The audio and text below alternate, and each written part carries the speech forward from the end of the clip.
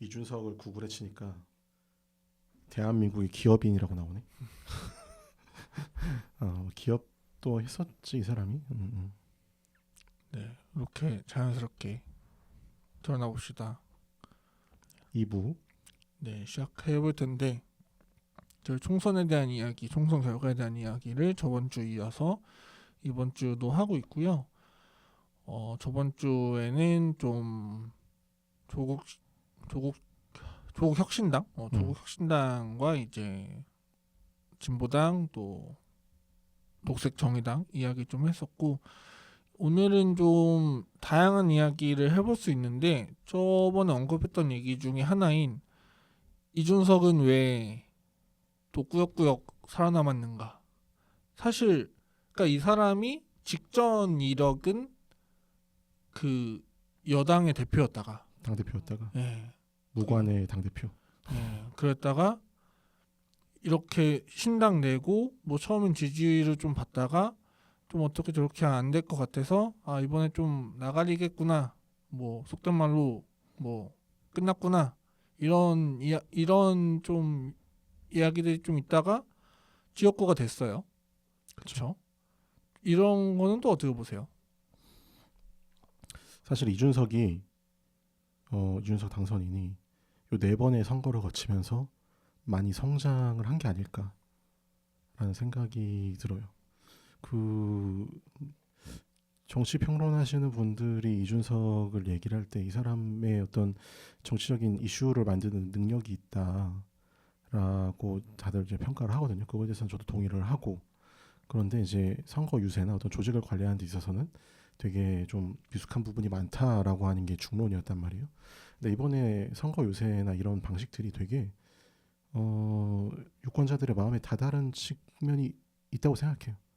뭐 대표적으로 얘기하는 게 이번 선거 유세 때 이제 그 수원의 그 김광석 거리라고 수원이 맞나? 어쨌든 김광석 거리에서 이제 유세를 했던 그런 장면들을 되게 명장면으로 뽑는 게 많더라고요. 거기서 이제 사람들한테 욕 먹어가면서도 이제 열심히 이제 유세하고 그런 모습들이 마치 그 예전에 누구였지, 그 광주에서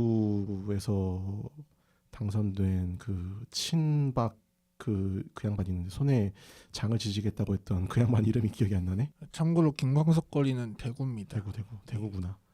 대구에서 유세했던 그런 장면들, 그런 것들도 되게 인상 깊게 봤다고 하는 사람들이 되게 많더라고요. 그런 평가들을 봤을 때 이준석 아저씨가 되게 이제 3번의 낙선이라는 시련을 겪고 이제 뭐든 해보려고 했는데 또 이제 윤석열 대통령한테도 팽 당하고 이런 식으로 되게 많은 좌절을 겪으면서 본인이 스스로 성장한 지점들이 분명히 있다. 이런 것들의 성과가 지금 이제 당선으로 나온 게 아닐까라고 생각이 들어. 이제 또 소위 말하면 이준석 당선인은 이전 모습은 되게 싸가지 없고, 싸가지 없지만 일 잘하는 사람 느낌이었단 말이에요. 저는 그런 면에서 2030 남성들의 지지를 또 받아 쓸 수 있다고 생각해요. 그런 모습들이.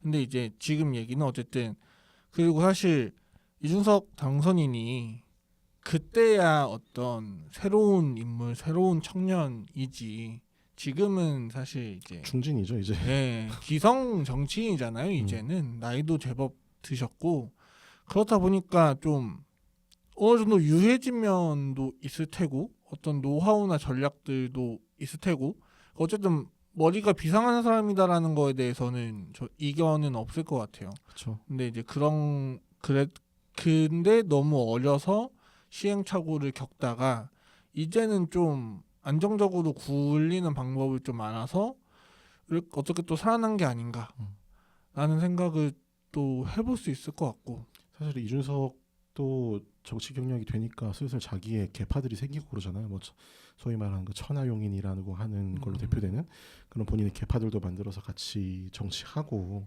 그런 자기 세력을 만드는데 되게 좀 능숙한 정치인이 돼가니까 그런 결과가 지금 이렇게 드러났다 생각해요. 상대도 되게 좋았고, 사실 그 민주당 후보 같은 경우에는 현대차 사장 출신인가 그렇더라고요. 그래서 뭔가 그 뭐랄까 좀 정치인이라기보다는 기업인에 더 가까운 마인드로 선거운동을 하지 않았나? 그런 생각이 들고 이런 말 하니까 여기 되게 정치 평론가 같다. 아니 주제가 어쩔 수 없어. 어. 뭐 사실 모든 얘기를 저희가 사실 평론하듯이 하기 때문에 하필 주제가 정치여서 그러면 사실 한번 짚고 넘어갈게요. 이준석을 이렇게 뭐 긍정하거나 지지하진 않습니다. 근데 좀 좋은 얘기들을 하고 있는 것 같아서. 난 이준석이 되게 정치적인 능력이 있다고 생각하지만 이준석의 정치에는 반대를 해. 예, 그런 그냥 이거는 이제 일종의 저희의 분석이니까 오해는 안 하셔도 되고 그런 면에서 어떻게 보면은 좀 제대로 된 시발점일 수도 있겠다. 이준석이라는 사람의. 그리고 더 얘기 나누고 싶은 거는 결국 이 이준석이라는 사람의 지지층이 2030 남성들이라는 거는 사실 바뀌진 않았잖아요. 그렇죠. 예. 근데 뭐 화성시 을에서 얼마나 많은 2030이 이준석을 찍었느냐는 데이터로 봐야 알겠지만 지금 당장은 보기가 너무 힘들 것 같고 어쨌든 나중에 한번 찾아봐야겠다. 결국 이제 그 얘기도 요 얘기는 느룽주님이 있으면 참 좋았을 것 같은데 좀 그 얘기도 해볼 수 있는 게 결국 이준석이 꾸준히 밀고 나갔던 거는 나는 2030 남성을 위한 그리고 이 기간 때도 그 얘기 했었잖아요. 그 여성이 경찰이나 소방관 되려면은 군복무 해야 된다고? 군복무 해야 된다. 그런 얘기도 하면서 본인은 아니라고 하지만 남성 편을 계속 든단 말이에요. 그럼 그런 모습들에서 비춰볼 수 있는 건 이 2030 남성들이 본인이 정말로 소외된 사람이라고 생각한다는 거죠. 그래서 저 사람이 뭔가 힘을 얻으면 우리의 환경을 바꿔줄 거야 라고 믿으니까 뽑는 거잖아요. 대체 왜 이렇게 2030 남성들은 일부라고 표현할까요? 일부 2030 남성들은 왜 어떤 현실과 다르게 이렇게 좀 차별감을 느끼는 걸까요? 그거에 대해서는 되게 평소에 내가 생각하던 거는 우리나라 노동시장의 이중 구조가 하나 더 있지 않을까. 대기업과 중소기업의 임금 격차가 되게 크고 거기서도 이제 특히나 이제 중소기업 다니는 사람들의 경우 대기업에 받는 사람에게 열 몇 배 정도 차이가 나는 경우도 있잖아요. 많이 나면 성과급도 뭐 많이 받는 사람은 1,000만 원씩 받는데 중소기업 다니는 사람은 명절에 기껏해야 2-30만 원 받고 그게 땡이고 그런 현실을 보면 특히나 이제 남성들이 대기업 다니는 사람보다는 다 중소기업 다니는 사람들이 되게 많잖아요. 그리고 대한민국의 이제 자기 과시적인 어떤 문화를 보면서 내가 되게 이 사회에서 낙오되고 있고 낙오되고 있다는 박탈감을 느낄 수밖에 없다고 생각이 들어요. 그리고 뭐 조금 첨언을 하면 원래 내 건데 뺏기고 있다고 생각을 하는 것 같아요. 그러니까 사실 뭐 예를 들어서 실제로 여성들의 어떤 인권은 과거랑 비교했을 때 나아진 부분들이 있고 뭐 여전히 계속 가야 되겠지만 그런 의미에서 예전에는 남성들만이 경쟁 상대였는데 여성들이 추가되면서 경쟁률이 올라갔다라고 느낄 수밖에 없을 것 같고 또 그런 와중에 한편으로 원래는 남성들의 것인데 여성들 때문에 좀 위협을 느끼는 것도 있는 것 같고 여기에 또 이제 대한민국이 이 외국인 노동자분들이 많이 들어오면서 그건 너무 세긴 하잖아요. 외국인에 대해서 밀어내려고 하는 거는.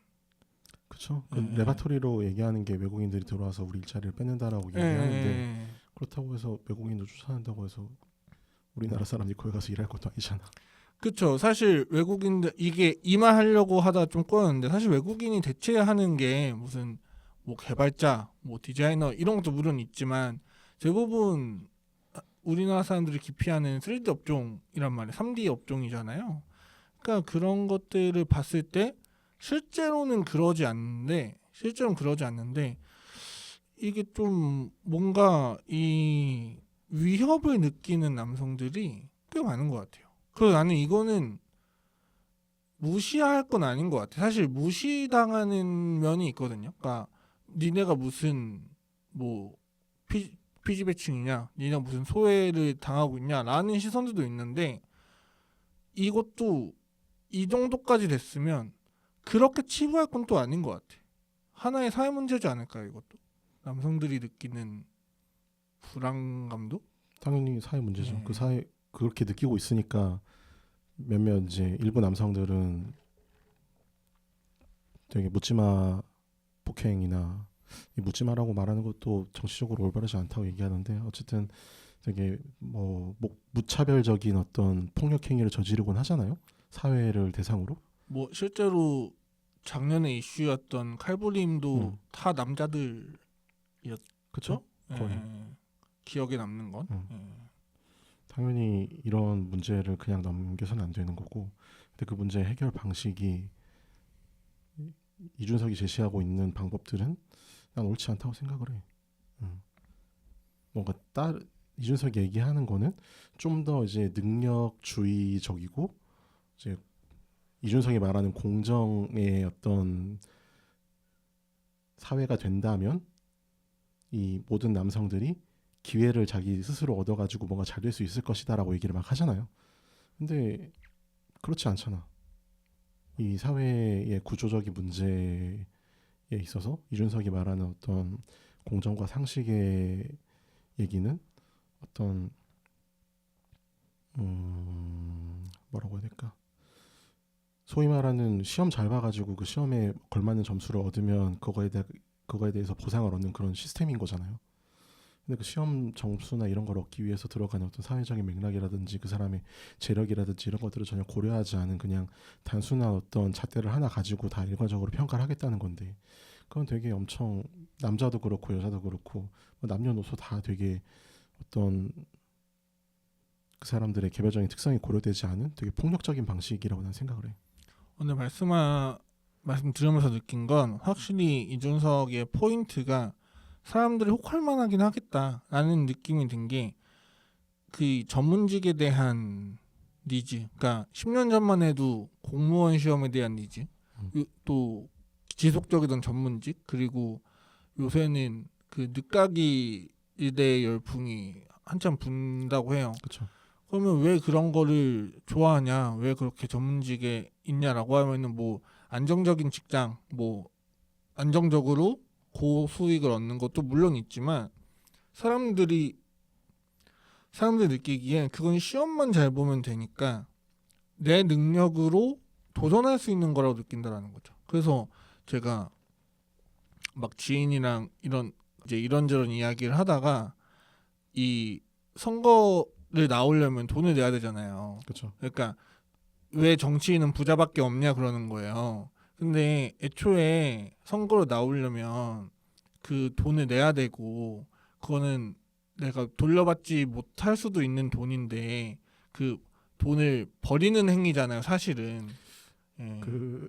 어쨌든 버린다고 당의 어떤 선거 자금으로서 잘 이용되는 또 이제 굉장히 방어적이신데 이 개인의 입장에선 사실 소비되는 돈이라는 거죠. 그쵸. 소비라는 그러니까 차 한 대 뽑은 거야, 소위 말하면.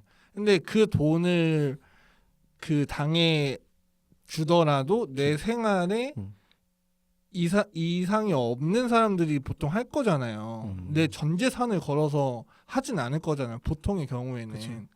그렇다 보니까 당연히 이게 그러니까 부자들이 주로 할 수밖에 없지 이런 얘기하다가 그러면은 이걸 바꿔야 된대, 그 체제 자체도. 그럼 어떻게 바꿀까 하다가 시험을 보는 걸로 바꾸면 어떠니? 자격을 검증된 사람만 해가지고 되면 어떠냐고. 그러면은 100% 국회의원 뭐 고시 학원 국회의원 학원 이거 생겨가지고 직장인 반 이런 거 생긴다.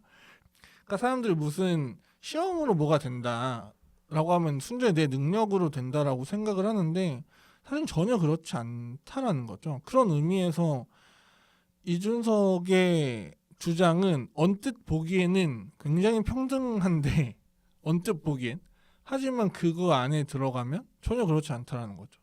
그리고 그런 거 있잖아요. 부모 잘 만나는 걸 능력이라고 생각하는 사람들이 있나 봐요. 정유라요? 맞네. 예, 예. 그러니까 이제 사실 그런 건 능력이 아니잖아요. 내가 내 노력을 얻어내지 않은 것들은. 근데 사실 뭐 시험을 잘 보려면 뭐 머리가 좋은 거 이런 건 빼고, 근데 누군가는 머리가 안 좋더라도 부모님의 재력으로 좋은 학원을 갈 수도 있고, 누군가는 그러지 못할 수도 있고, 그러면 사실 이 간극을 줄여주는 것도 필요한 건데 좀 그렇지 않은 것도 좀 이준석의 여태까지 행보였죠. 예. 20, 30대 남자들의 어떤 신화 같은 게 있는 것 같아. 이게 어떤 나한테도 기회가 주어지면 나도 한방 역전을 할 수 있다. 라는 어떤 신화? 나는 기회만 있으면 잘 될 수 있어. 뭐 코인으로 한방 이제 땡길 수 있지 않을까? 뭐 그런 부동산 연끌로 한번 땡길 수 있지 않을까? 그런 것들을 계속 조장하고 그런 사회가 있는 거지. 그리고 이게 진짜 심각한 게 뭐냐면 그 이 사람들의 그러니까 자존감은 낮아. 사람들 자존감은 낮은데 이 근거 없는 자신감이 사람들이 있어요. 그래서 그런 거 있잖아요. 제가 옛날에 학교 앞에 카페가 하나 있었는데 그 집이 카페가 들어오면은 족족 6개월마다 망했거든요. 그럼 카페가 망하면 또 카페가 들어와요. 그러면은 들어올 때 알 거 아니에요. 이 앞에 카페 몇 개 있었다는 걸. 알면서도 들어온단 말이에요. 왜? 내가 하면 다를 것 같으니까. 내가 하면 잘할 수 있을 것 같으니까. 그러니까 이 2030 남성들도 이건 꼭 2030 남성만은 아니야. 우리나라 사람들 자체가 내가 뭔가 하지 못하는 건 어떤 외부의 요인 때문이야. 뭐 어떤 외국인 노동자들이 내 일자리를 뺐기 때문이야. 이런 식으로 좀 자기 방어적인 태도가 확실히 있다라는 거죠. 나는 어떤 기회만 주어지면 내가 잘할 수 있어라고 사는 그런 자신감은 되게 좋은 거라고 생각을 해요. 좋은 거라고 생각을 하는데 그거를 우리 사회가 보장해주지 못하는 것도 별개의 문제라고 생각을 하거든요.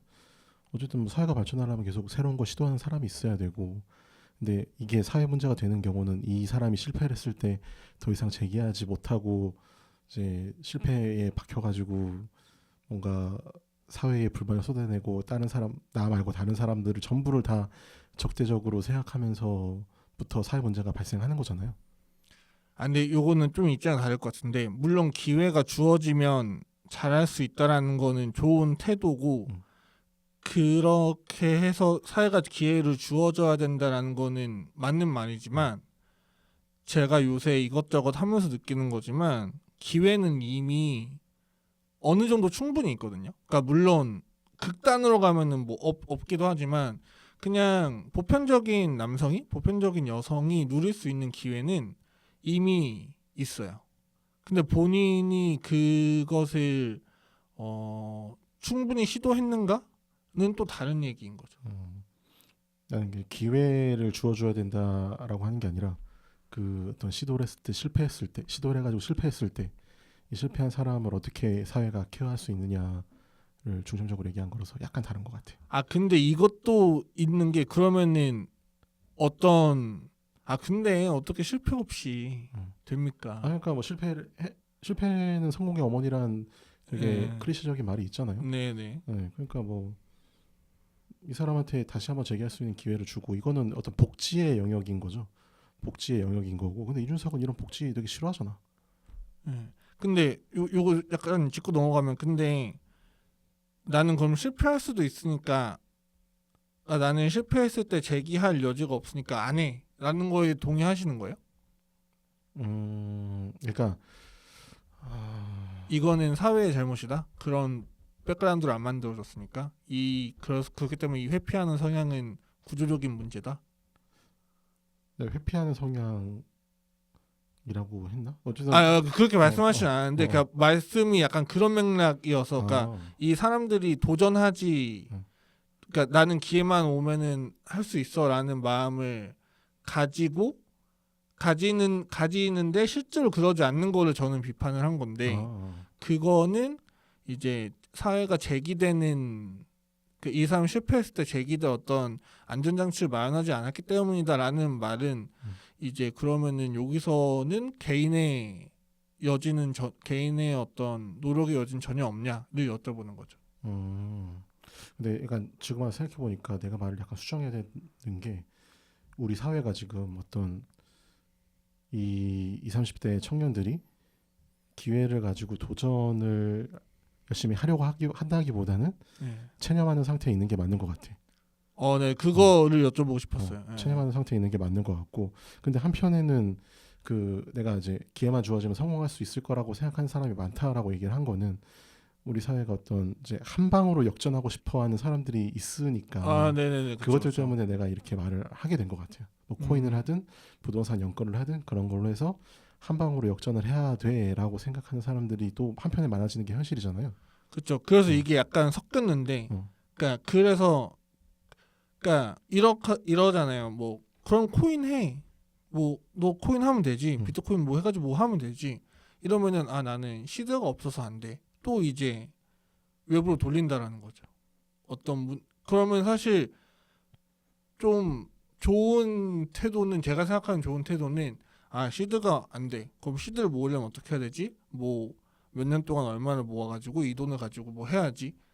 근데 이제 대부분에서 그럼 몇 년 동안 나는 뭣도 없이 그냥 일만 하면서 돈만 모아? 라고 하면서 좀 체념하면서 이 화살이 사람들은 결코 자기를 공격하지 않는단 말이에요. 결국 내가 포기한 이유를 외부에 찾을 수밖에 없고 이 이준석이 그 외부를 잘 찌른 거죠.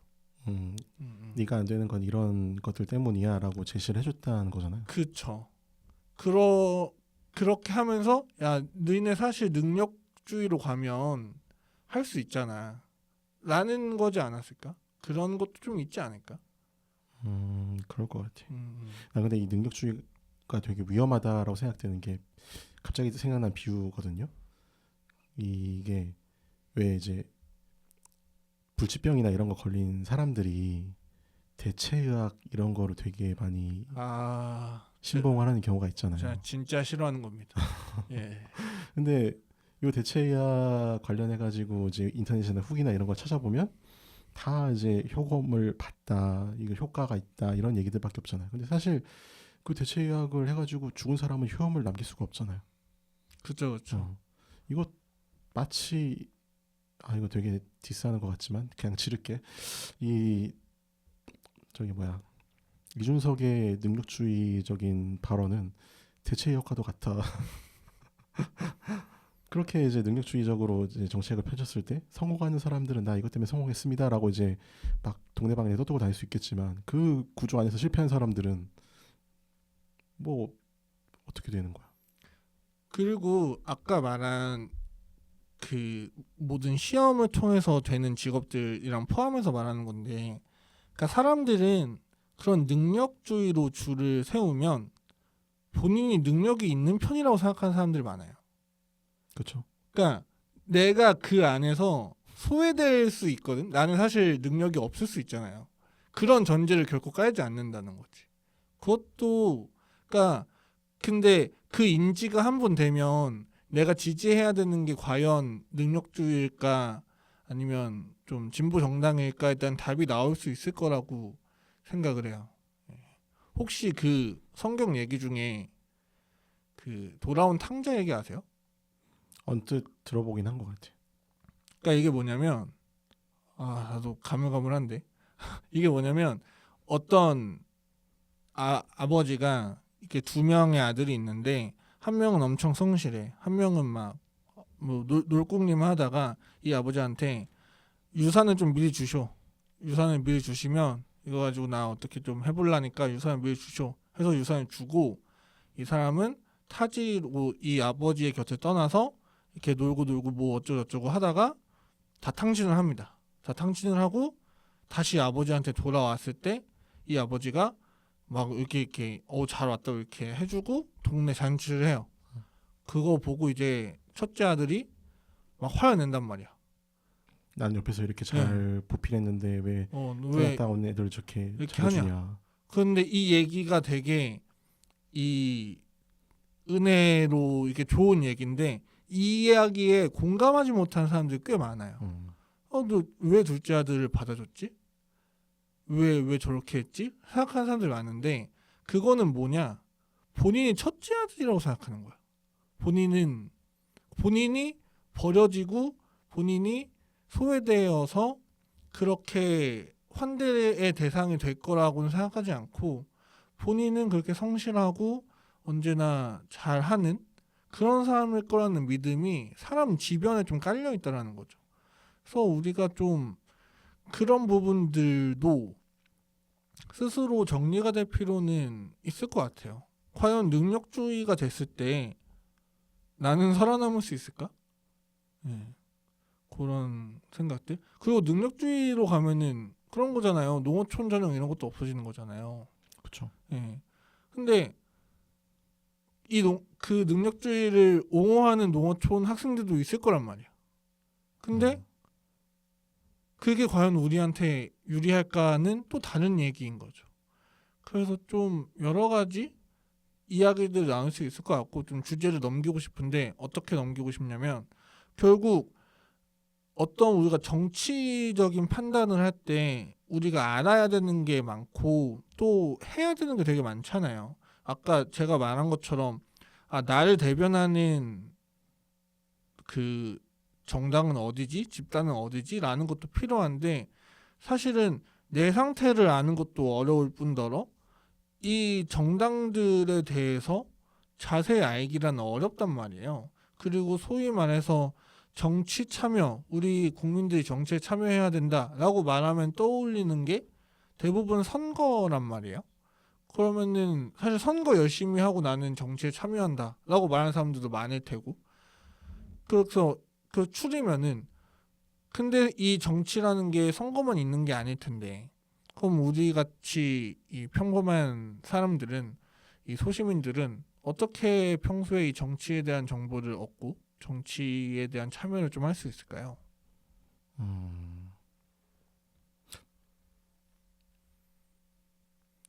뭐가 있을까?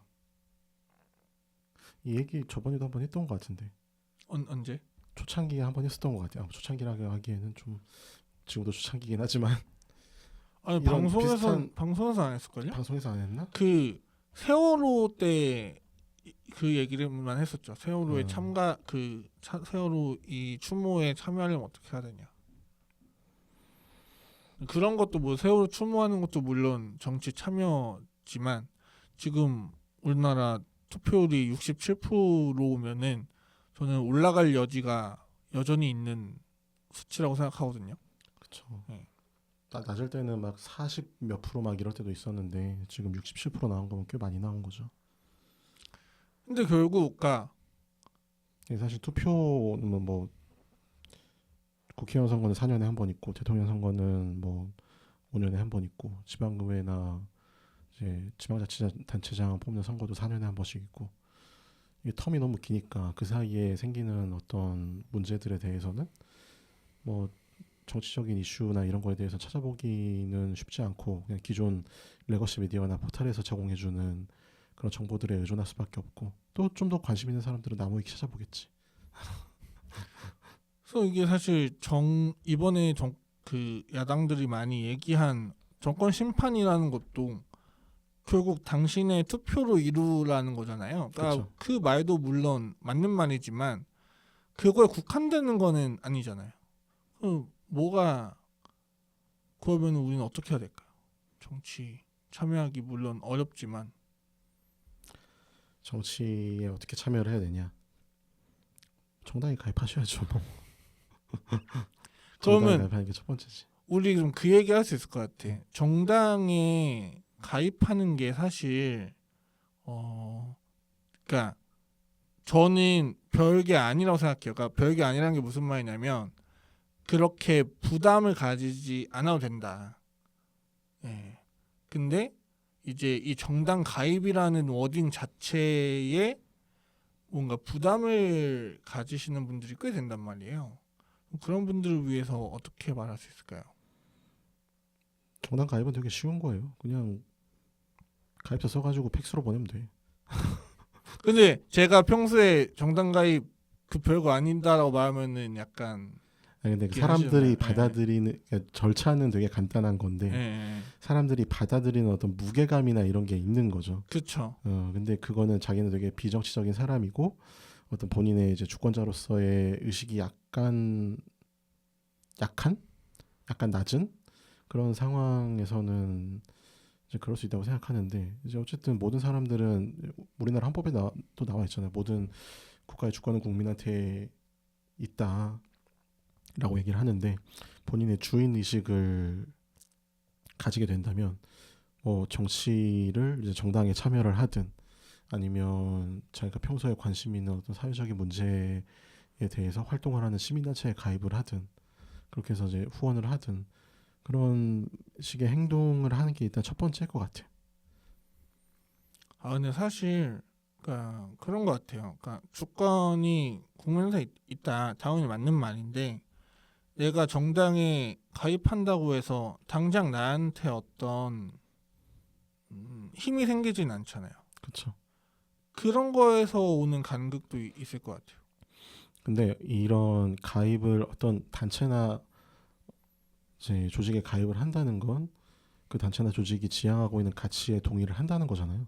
그리고 가입을 하는 행위에서 생기는 소속감이나 이런 것도 있는 거고 그게 이제 제일 첫 번째 어떤 참여의 시작이라고 생각을 해요. 그 단계는 넘어서야지 일단. 그러니까 어떻게 너가 들어오자마자 힘을 얻겠냐. 뭐 그쵸. 예. 그러면은 사실 이것도 그리고 뭔가 혼자 하려고 하지 말고 같이 할 수 있는 사람을 찾아야 돼. 뭔가 어떤 행동이 혼자서 하기엔 너무 힘든 일이잖아요. 네. 혼자 산다는 건 뭐 해봐야 이제 뭐 길거리에 피켓 들고 혼자 서 있다거나 이제 4년에 한 번씩 오는 선거에 투표를 한다거나 그런 행동이 다일 수 있는데 뭔가 같이 하고 행동할 수 있는 사람들을 모아서 이제 행동을 한다면 그게 커진 게 사실 정당인 거고 시민사회 단체인 거고 어떤 변화는 혼자서 이끌어낼 수 없는 거니까 되게 조직적인 어떤 행동이 필요한 거란 말이죠. 자, 이제 여기부터 조금 딥해지는 것 같은데, 그러니까 정당에 가입해서 그런 행동들을 하셔라라는 거잖아요. 근데 그 행동이라고 하면 사람들이 소위 떠오르는 건 이제 피켓 들고 나가고, 뭐 촛불 들고, 뭐 옛날 분들은 뭐 죽창 들고, 뭐 이런 걸 떠올린단 말이에요. 근데 우리가 정당에 가입한다고 모든 사람이 그 들고 일어나진 않잖아요. 그렇죠. 그래서 그 얘기를 좀 자세히 해주시면 좋을 것 같아요. 정당에서 하는 행동엔 뭐가 있는지. 정당에서 하는 행동. 사실 양당은 잘 몰라가지고 민주당이나 국민의힘은 잘 몰라가지고 뭐 그 본인이 하고 있는 걸 말씀 주셔도 되니까. 아예 뭐 달에 한 번씩 지역에서 모임을 해서 당원들도 사귀고 뭐 재미있는 활동들도 하고 뭐 정당에서 하는 활동이라는 게 맨날 이제 피켓 들고 투쟁 나가고 그런 활동들만 있는 건 아니란 말이죠.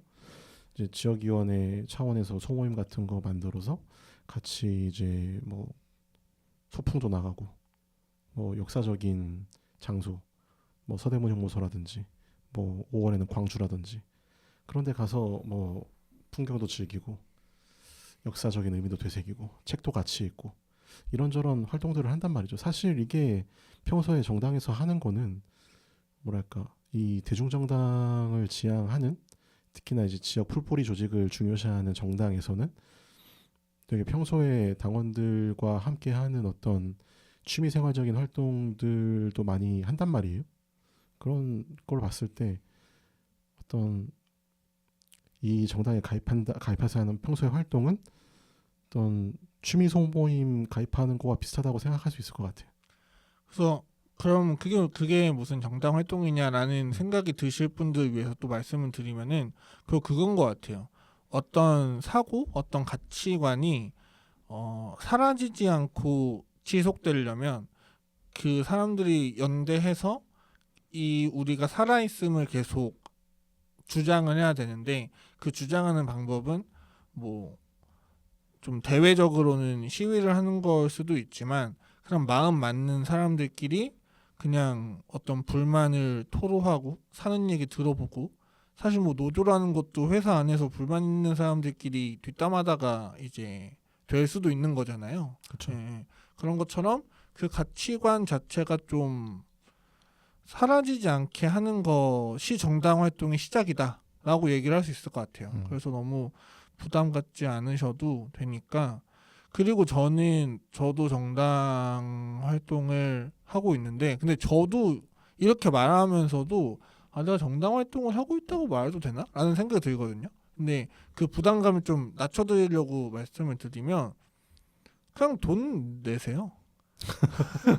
돈 벌잖아요. 그 10,000원 단위 이렇게 해도 낼 수 있거든요. 한 달에 10,000원 이렇게도. 그 사실 여러분 뭐 우리 10,000원 없다고 이제 살기 어려운 거 아니지만 이 정당 특히 이제 이런 원외 정당이나 그 연금이 안 나오는 정당들 있잖아요.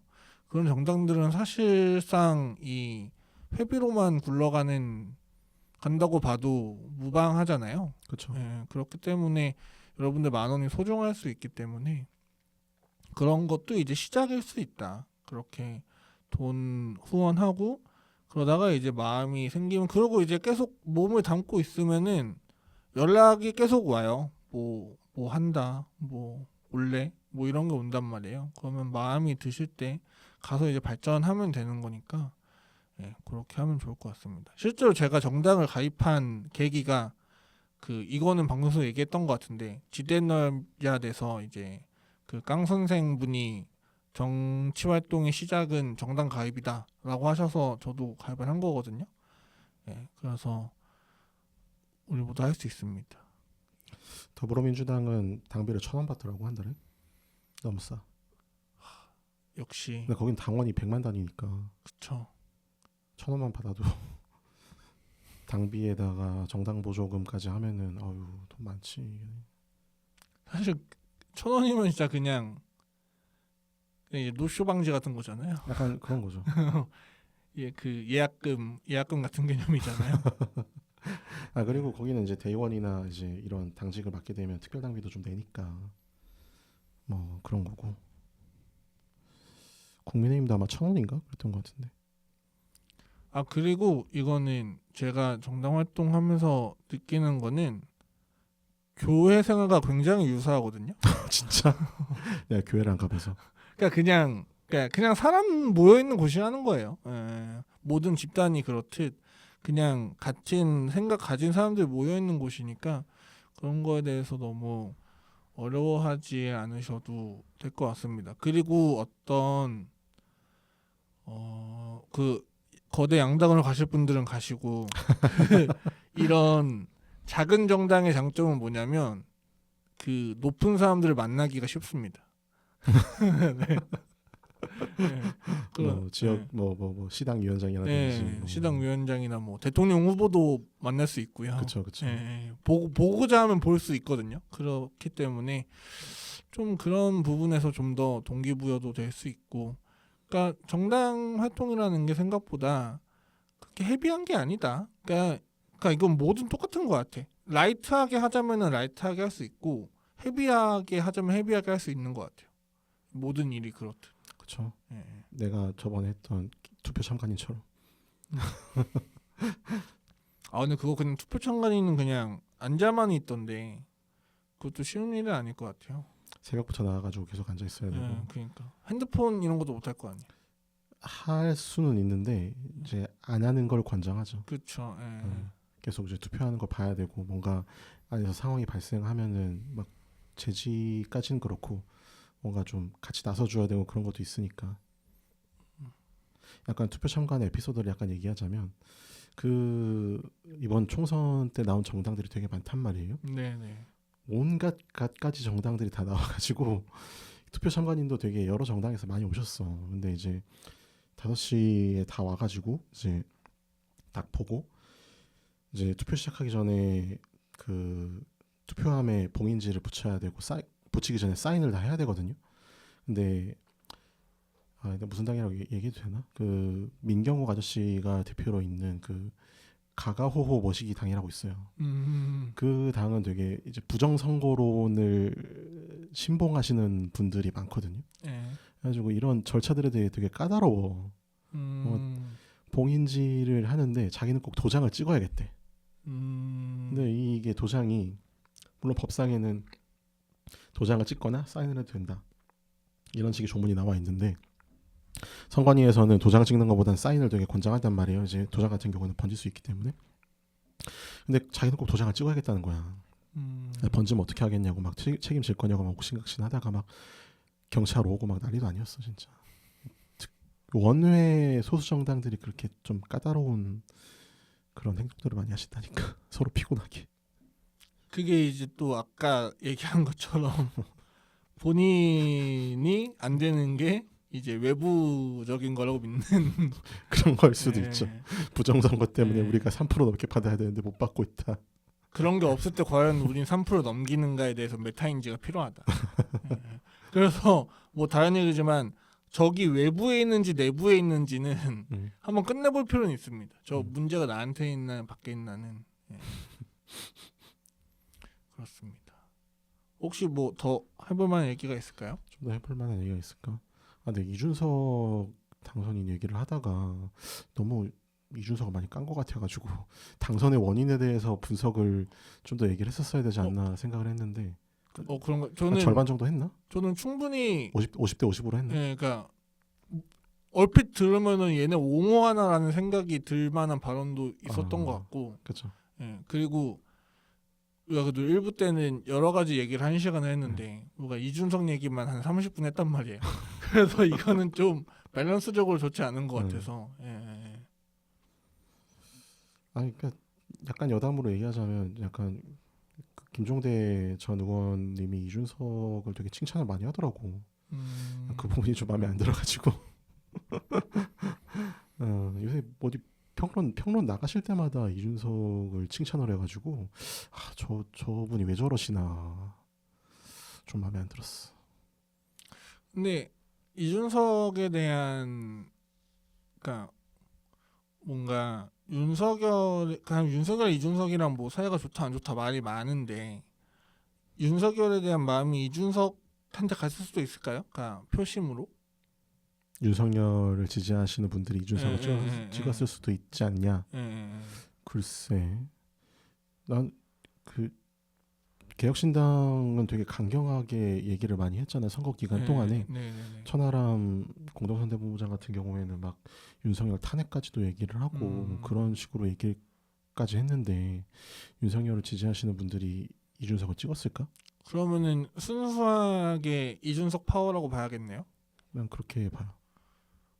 그렇게 봤을 때 참, 그러니까 이제 이 정권은 레임덕이 왔다고 생각해요. 나는. 레임덕이 정확히 뭔가요? 레임덕이 임기가 남았음에도 불구하고 권력을 제대로 행사하지 못하는 그런 상황. 대통령의 권위가 땅에 떨어지는 그런 상황인 거죠. 쉽게 말하자면. 그쵸.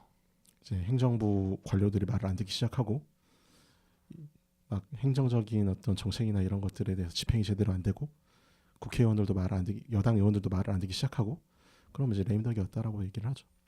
근데 이게 애초에 그러니까 저는 저의 어떤 일관된 얘기 중에 하나는 그러니까 대체 왜 윤석열이 대통령이 됐냐. 그러니까 차라리 뭐 홍준표 당시 홍준표나 뭐 유승민이 후보로 나왔었나? 유승민이나 뭐 이런 사람이면 몰라도 그러니까 그러니까 대통령은 사실 정치 일장이잖아요. 그렇죠. 네. 그렇죠. 대한민국에서. 그러면은 정치를 하던 사람이 하는 게 맞지. 뭐 무슨 안철수고 무슨 뭐야 저기예요 윤석열이에요. 이게 또 새정치에 대한 신화가 또 있기 때문에 안철수가 한동안 그 새정치를 가지고 많이 써먹다가 또 이제 그분의 이제 신선함이 떨어지니까 새로 등장한 게 이준석이고 또 새로 등장한 게 윤석열이고 그렇게 된 거죠. 되게 옛날에 막 그분 이름 성은 뭐였지? 유엔 반기문? 그러니까 뭐 반기문 총장님도 뭐 지지율이 막 엄청 올라가고 이랬었잖아요. 이제 한번.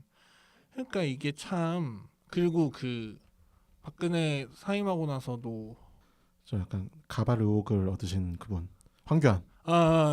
그분도 이제 됐고, 그러니까 우리나라가 너무 개인의 그러니까 퍼스널 브랜딩을 너무 좋아하는 것 같아. 그러니까 어떤 한 명이 이번에 한동훈 씨도 마찬가지고 어떤 사람이 하나 바뀌면 뭔가 바뀔 거다라는 이상한 믿음이 좀 있는 것 같아요.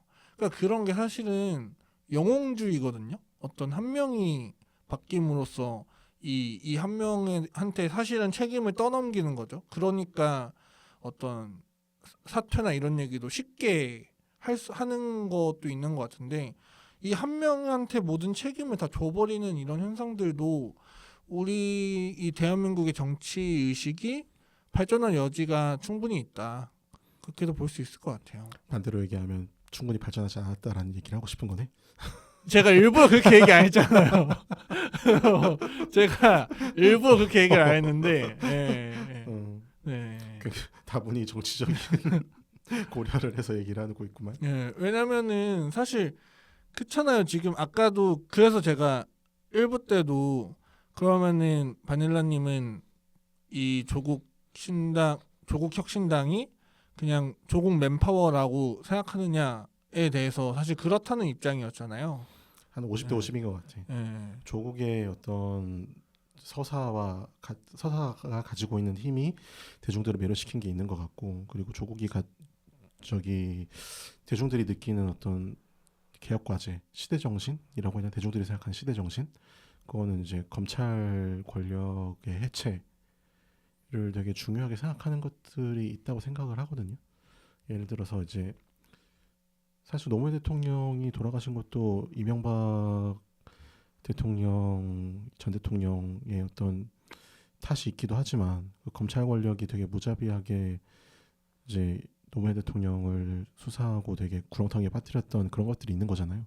거기서부터 시작되는 선출되지 않은 검찰 권력에 대한 어떤 문제 의식이 좀 크게 작용을 한 거라고 생각해요. 그렇죠. 그런 여러 가지 면에서 봤을 때 결국에는 이 조국이라는 사람이 가지고 있는 어떤 스토리, 정황들 이런 것들의 영향이 있다라는 것 자체가 물론 사람이 그럴 수밖에 없기야 하겠지만 우리나라의 정서 자체가 너무 이 한 명한테 좀 기대는 그런 영웅 이순신 같은 별로 제가 진짜 좋아하지 않는 그 이념이거든요. 그러니까 사실 그래서 이 사퇴에 대한 것, 이 탄핵에 대한 것도 그러니까 우리나라는 무슨 책임을 물으려고 하면 다 사퇴하라 그러잖아요. 그러니까 그런 것도 그렇게 좋은 건 아닌 것 같아요. 이 한 명한테 책임을 다 결국은 넘기는 것 같아서. 사실 책임진다고 그러면은 문제가 발생한 원인에 대해서 수습을 하고 재발 방지 대책을 세우고 나서 그 다음에 이제 사퇴를 하더라도 하는 게 맞는 건데, 보통 우리나라에서 어떤 공직에 있는 사람이 사퇴하라고 할 때는 너는 그 문제를 해결할 수 있는 능력도 없고 이제 대책을 세울 만한 자격도 없어라고 판단을 내린 다음에 사퇴를 요구하는 거지. 그렇죠. 그러니까 책임을 다 넘기는 거잖아요.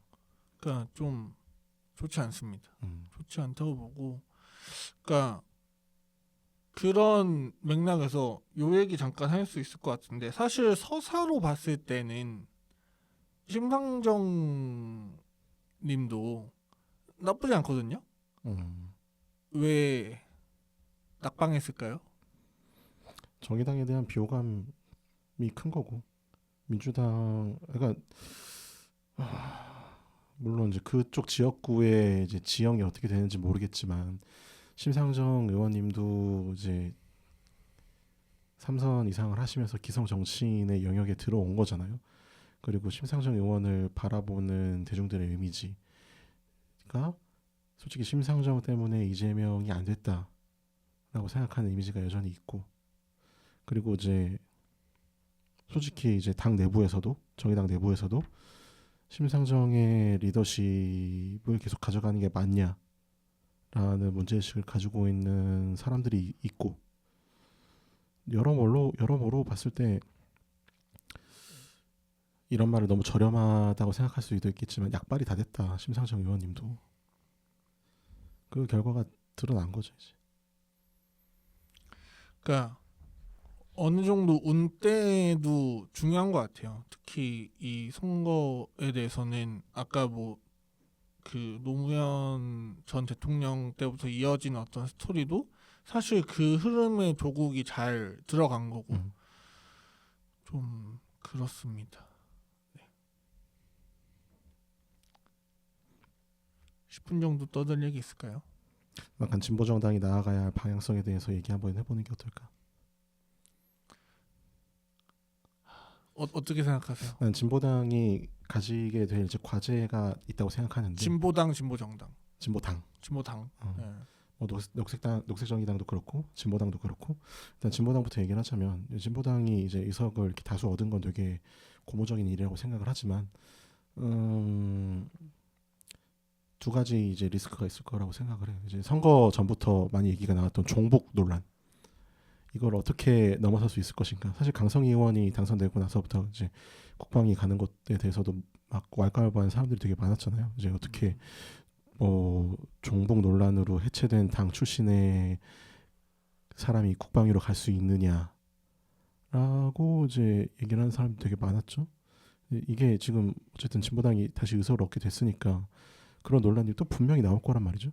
그런 지점들을 어떻게 현명하게 잘 넘을 수 있을 거냐가 이제 진보당의 첫 번째 과제일 거고, 두 번째 과제는 의석이 없던 정당이 갑자기 이렇게 많은 의석수를 얻게 된다면 거기서 생기는 자연스러운 계파 문제와 의회주의에 집중하게 되는 그런 것들이 생길 수 있는데,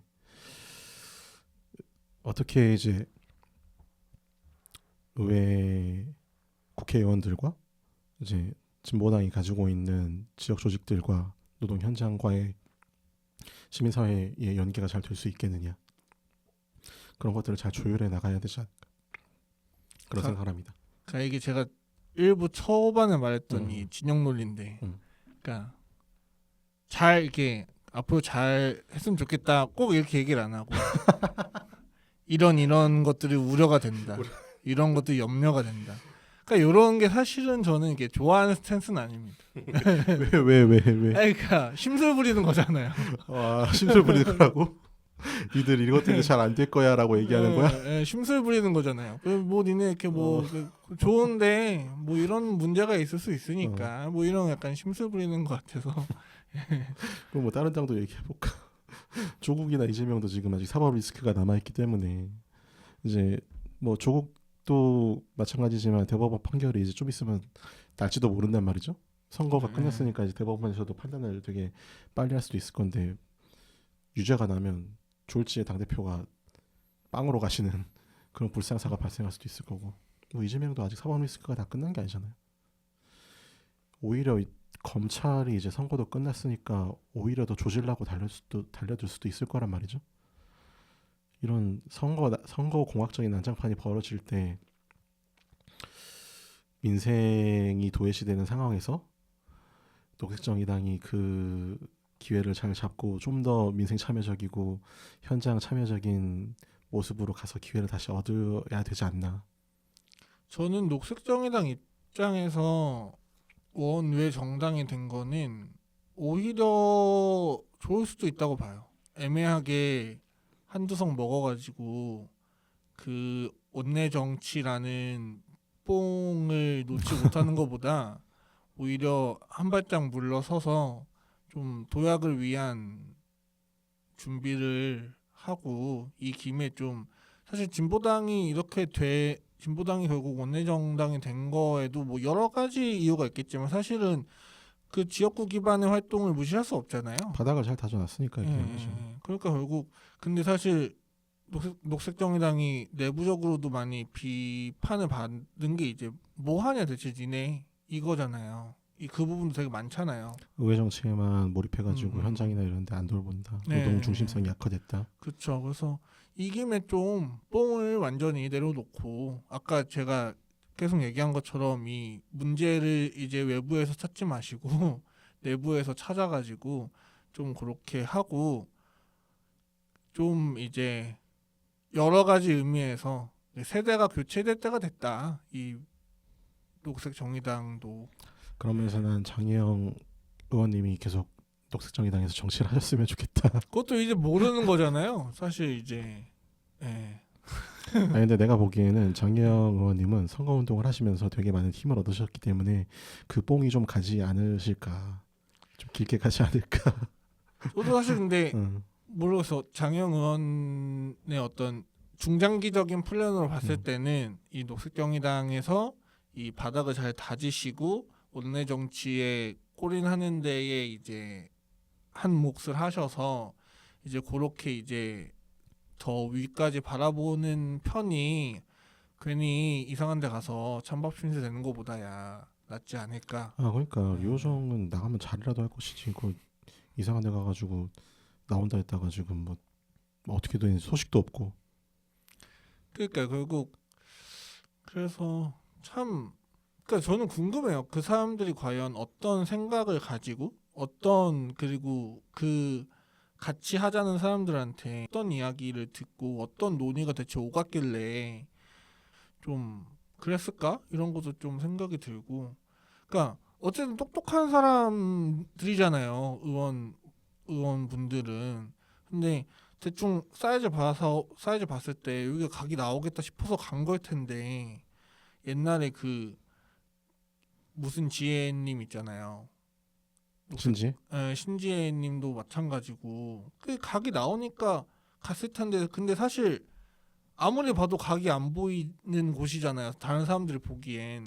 내가 보기에는 각을 봐서 봤다기보다는 이런 저런 선택지들이 다 하나씩 차단된 상태에서 마지막으로 고를 수 있는 길이 저거밖에 안 남았다라고 생각을 하고 간 게 아닐까? 라고 생각해요. 그러니까 이제 사실 그거보다 그냥 정의당에서 뭐 이번에 그 류호정 얘기만 하자면 정의당에서 다시 내실을 다지는 게 그 이상한 데 가는 데보다 낫지 않았을까? 물론 뭐 우리가 모르는 게 있었을 수 있지만 뭐 그런 생각도. 예. 욕을 오지게 먹으면서 다시 재기하려면은 공개적인 반성과 어떤 그런 정치적인 책임을 얘기하는 자리를 가졌었어야 되기 때문에 유여정이 선택하기 쉽진 않았겠지. 예. 그래서 이 얘기는 이제 이 주제를 마무리하면 좋을 것 같은데 이게 얘기하면서 느낀 건 정치 얘기는 웬만하면 안 해야겠다. 왜냐면 우리 너무 건방져요. 왜? 우리 너무 너무 예. 그 뭐야 평론적인 입장에서 예, 우리 뭣도 아닌데 어. 막 이렇게 얘기하는 게 그러니까 듣기에 좀 그러니까 우리가 뭐 원래 취지 자체가 그냥 이렇게 술자리에 사는 얘기 할 거다라고 했지만 이게 아무래도 무슨 개그 콘서트 사실 우리의 스탠스는 늘 똑같았는데 이게 무슨 개그 콘서트 얘기할 때랑 정치 얘기할 때랑은 아무래도 느껴지기에 좀 다를 수밖에 없을 것 같아서 예. 얘기하는 톤은 비슷했는데. 그쵸. 저도 그렇게 생각해요. 근데 이제 주제가 주제다 보니까. 그렇죠. 예. 얘기하는 톤은 비슷하게 갔는데 듣는 사람들이 듣기에는 니네 뭔데 약간 너 뭐, 이렇게 너 뭐 돼? 그럴 수 있을 만한 것 같아서 저는 저부터 이제 소혜랑 간단히 얘기하면 저는 좀 그런 느낌을 받았고 이게 누룽주님이 계셨어야 중간중간에 아마 이준석 얘기할 때 하실 말씀이 되게 많으실 것 같은데 이게 방송 들으면서 막 나 이 얘기 했어야 되는데 막 이러실 수도 있을 것 같아요. 근데 좀 이렇게 안 계셔서 조금 아쉽고 저도 셋이 하는 거랑 둘이 하는 거랑 확실히 이게 호흡이 달라서 이제 좀 쉽지 않았지만 그래도 좀 재밌게 오늘은 그리고 좀 사실 정치는 제가 좀 약한 파트여서 좀 배운다는 생각으로 많이 좀 참여를 했던 것 같습니다. 사실 저는 하고 싶은 얘기가 너무 많은데 이 얘기를 다 내가 속에 있는 얘기를 다 하게 되면은 많은 사람들한테 비판을 받을 수도 있겠다는 생각이 들어가지고 난 자제를 했어. 오히려 자제를 한 면이 있는 거고 뭐 사실 다수의 정치평론가들이 하는 얘기를 그대로 없는 것도 있었고 뭐 좀 아쉬운 면도 있었지만 그래도 이런 얘기를 하니까 재밌네요. 저희 얘기 중에 제가 오늘 틀린 말 진짜 많이 한 것 같은데 그거 좀 그냥 넘어가 주시고 댓글로 좀 짚어주세요. 어떤 부분 틀렸다. 그러면 저도 또 배우면 되는 거니까 그렇게 하시고 저희는 다음 주에 만나도록 하겠습니다. 안녕. 안녕.